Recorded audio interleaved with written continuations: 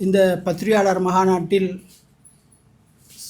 கலாநிதி சிதம்பரம் மோகன் ஆகிய நான் இந்த பத்திரிகையாளர் மகாநாட்டில் பேசுவதற்கான ஒரு காரணம், கடந்த 2 தினங்களுக்கு முன்பதாக பாராளுமன்றத்திலே கௌரவ பாராளுமன்ற உறுப்பினர் அர்ஜுனா ராமநாதன் அவர்கள் கௌரவ கடற்தொழில் அமைச்சர் ராமலிங்கம் சந்திரசேகரன் அவரிடம் ஒரு கேள்வி எழுப்புகிறார்.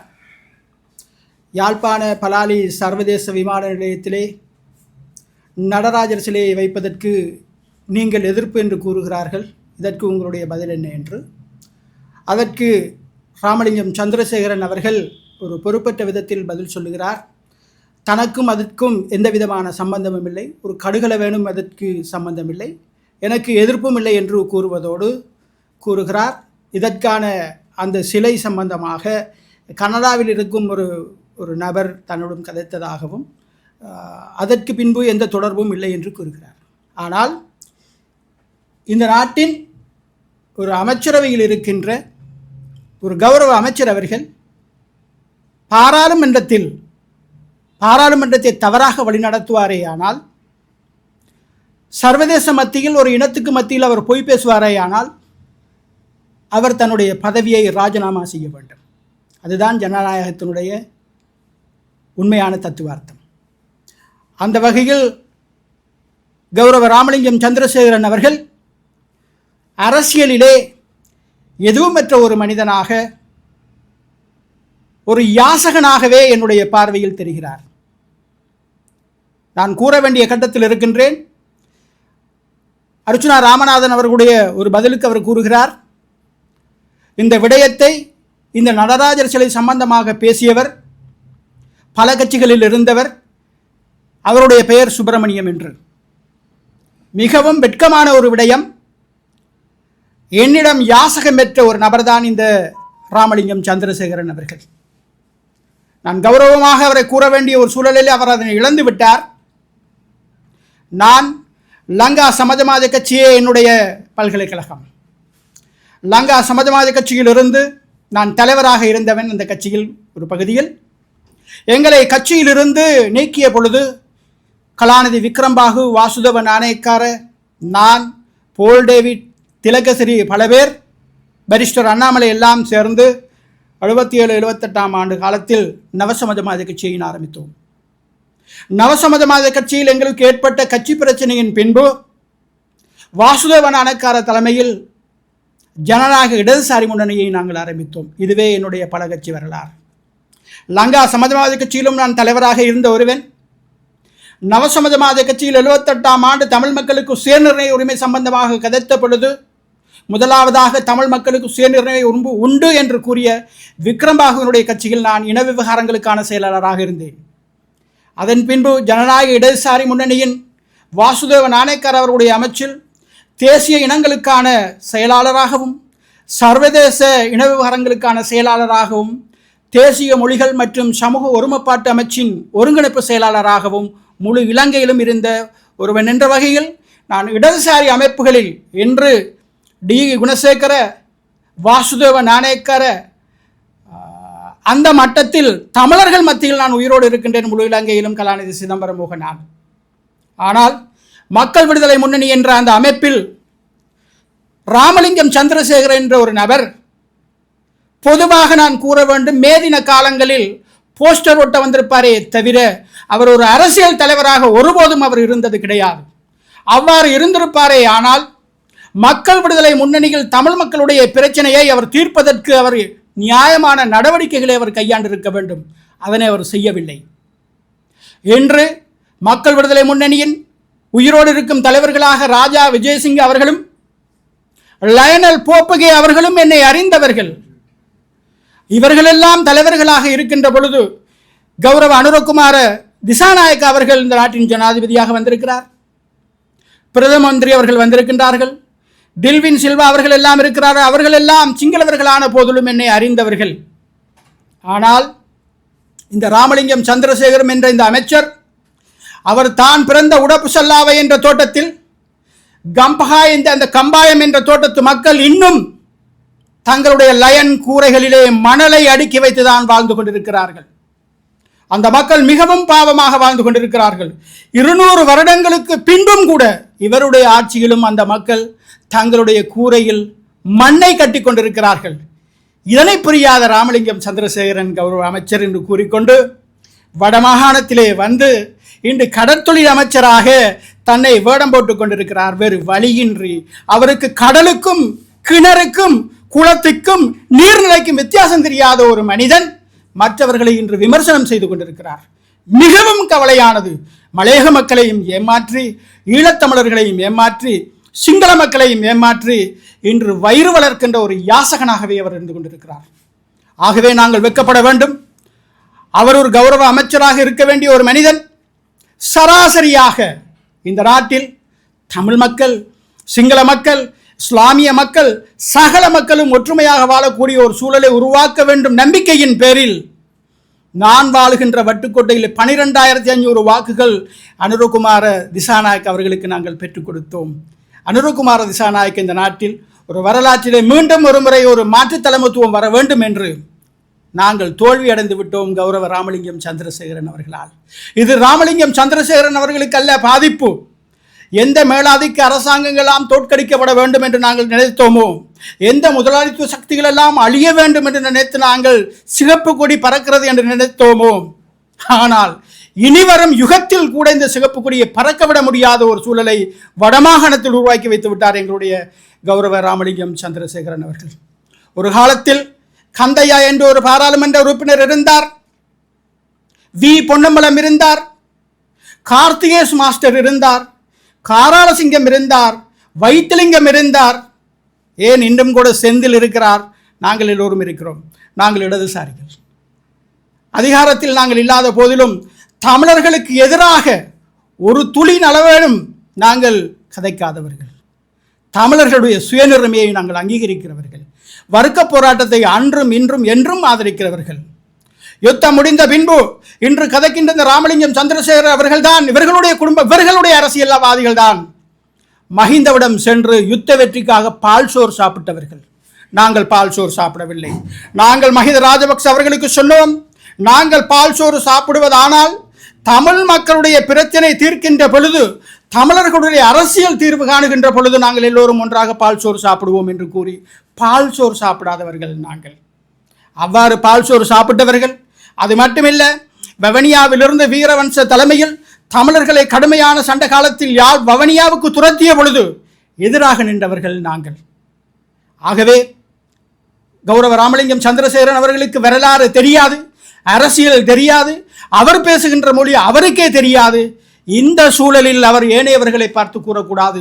நான் இடதுசாரி தலைவர்களில் இன்று சிரேஷ்ட தலைவர்கள் ஒருவராக யாழ்ப்பாண மக்கத்தில் வாழ்ந்து கொண்டிருக்கிறேன். அது மாத்திரமல்ல, தென்னிலங்கையில் 68,000 சிங்கள இளைஞர்கள் கொலை செய்யப்பட்ட பொழுது எவருமே பயந்திருந்த சூழலில் அன்று 68,000 சிங்கள இளைஞர்களுக்காக ஜெனீவா செல்வதற்காக மஹிந்த ராஜபக்ச அவர்கள் ஸ்ரீலங்கா சுதந்திர கட்சியின் தலைவராகவும் நவசமதமாஜ கட்சியின் சார்பில் வாசுதேவ நாணயக்கார அவர்களும் செல்லுகின்ற பொழுது அந்த காலத்தில் அந்த பயில் கோப்புகளை விமான நிலையத்துக்கு கொண்டு செல்ல முடியாது. அந்த விமான கோர்ப்புகளை கொண்டு செல்வதற்கு ஒரு காலத்தில் தினகரனில் இருந்த ராமமூர்த்தியும் நானும் சென்றிருக்கிறோம். ஆகவே இவர்களை அன்று ஐக்கிய தேசிய கட்சியின் கொலைகார கும்பலிடமிருந்தும் காப்பாற்றியவர்கள் நாங்கள். ஆகவே மக்கள் விடுதலை முன்னணி 100% இடதுசாரிகளாகவோ அல்லது ராமலிங்கம் சந்திரசேகரன் அவர்கள் இடதுசாரி வழிவந்தவராகவோ இல்லை. இவர்கள் எல்லாம் உண்மையாய் உணர்ந்து கொண்டு எதிர்காலத்திலாவது இவர்கள் இடதுசாரிகளாக வளர வேண்டும். நான் கூற வேண்ட விடயத்தை நான் கூற வேண்டும். இந்த சந்தர்ப்பத்தில் 2025 ஆண்டு தை மாதம் 18ஆம் திகதி பிற்பகல் 2 மணிக்கு நாங்கள் ஒரு கலந்துரையாடலின் பேரில் நடராஜர் சிலையை லண்டனில் இருந்த ஒரு அம்மையார் ஏறக்குறைய 20 லட்சம் பெறுமதியான செலவில் எங்களுக்கு சிலையை அன்பளிப்பு செய்திருந்தார். அந்த சிலையை நல்ல நோக்கத்திற்காக நான் ஒரு தமிழ் பௌத்த அமைப்பின் தலைவர் என்ற வகையிலும் இந்து பௌத்த ஒற்றுமைக்கான தலைவர் என்ற வகையிலும் அந்த சிலையை பூசை பண்ணுவதற்காக அல்ல, பலாலி விமான நிலையத்திலும் கட்டுநாயக்க விமான நிலையத்திலும் புத்த பகவான் இருப்பது போல் எங்கள் தில்லை நடராஜனும் இருப்பதன் மூலமாக இலங்கைக்கான கலாச்சாரத்தை சர்வதேசம் புரிந்து கொள்ள வேண்டும் என்ற நோக்கத்தோடு அந்த சிலையை வைப்பதற்கு நாங்கள் எல்லா விதமான முயற்சிகளையும் செய்து அந்த சிலையை சந்தியிலிருந்து ஊர்வலமாக நாங்கள் சென்றோம். அந்த விழாவிற்கு கௌரவ சுனில் செனவி கலாச்சார அமைச்சர் அவர்களும் இன்று பாராளுமன்றத்திலே என்னை சுப்பிரமணியம் என்று பெயர் மாறி கூறுகின்ற ராமலிங்கம் அவர்களும் பொங்கல் பானைக்கு அரிசிட்டார்கள். அந்த மேடையிலே பேசினார்கள். அப்பொழுது நாங்கள் கலந்துரையாடி கொண்டிருந்த பொழுது, இந்த சிலை சம்பந்தமாக கதைத்த பொழுது சுனில் செனவியிடம் நாங்கள் சொன்னோம், இந்த சிலையை வைப்பதன் மூலமாக 113 நாடுகளிலே வாழுகின்ற தமிழர்கள் மத்தியிலே ஒரு மாற்றம் ஏற்படும், தமிழ் சிங்கள மக்கள் மத்தியிலே ஒரு ஒற்றுமை ஏற்படும். இதனை நாங்கள் பூஜை பண்ணுவதற்காக அல்ல, ஒரு கலாச்சாரமாக நாங்கள் இதனை பேணி பாதுகாப்பதற்கு உதவ வேண்டும் என்று கேட்ட பொழுது அவருடைய முகபாவனையில், அவருடைய செயலில் அது முழுமையாக ஏற்றுக்கொண்ட நிலையில் இவர் சிங்களத்தில் சொன்னதை நான் கூறுகிறேன்.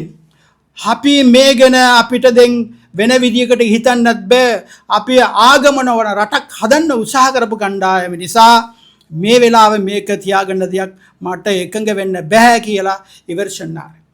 இவ்வாறான ஒரு மதசார்பற்ற நாடை உருவாக்குகின்ற இந்த சூழலில் நாங்கள் இந்த சிவன் சிலையை வைப்பதற்கு எனக்கு அதில் உடன்பாடு இல்லை என்பது போல் கூறியவுடன் சாட்சியாக டாக்டர் சாமேந்திர விக்ரமராஜ், எங்களுடைய மீகாஜேந்திர ஸ்ரீ விமலகிமி யாழ்ப்பாண சுவாமிகள் நாகவிகாரி தலைமை பீடாதிபதி அவர்கள், கலாநிதி கந்தையா சிவராஜா, நாங்கள் எல்லோரும் அந்த கலந்துரையாடலில் இருந்தோம். இதுதான் யதார்த்தம், இதுதான் உண்மை. நடராஜர் சிலையை வைப்பதல்ல பிரச்சனை. நடராஜர் சிலையை வைப்பதற்காக உலகம் அதற்கான வேலையை தொடர்ந்து செய்யும். இந்த ராமலிங்கம் அவர்களும் செய்ய வேண்டிய சூழல் உருவாகும். ஆனால் கௌரவ அமைச்சராக இருந்து கொண்டு அவரே தன்னுடைய கையால் பொங்கல் பானைக்கு அரிசியை இட்டுக்கொண்டு பொய்யை பேசுவதன் மூலமாக வடக்கு தமிழர்கள் மத்தியில் தன்னுடைய தலையில் மண்ணையும் அள்ளி போட்டுக்கொள்கிறார். இதுதான் யதார்த்தம். ஆகவே இந்த சந்தர்ப்பத்தில் நான் கூற வேண்டும், இதன் உண்மைத்தன்மையை அவர் ஏற்றுக்கொண்டு உடனடியாக நடராஜர் சிலையை வைப்பதற்கு தானே முன்னின்று செயல்பட வேண்டும். இல்லை, அதற்கான பரிகாரத்தை அவர் சொல்ல வேண்டும்.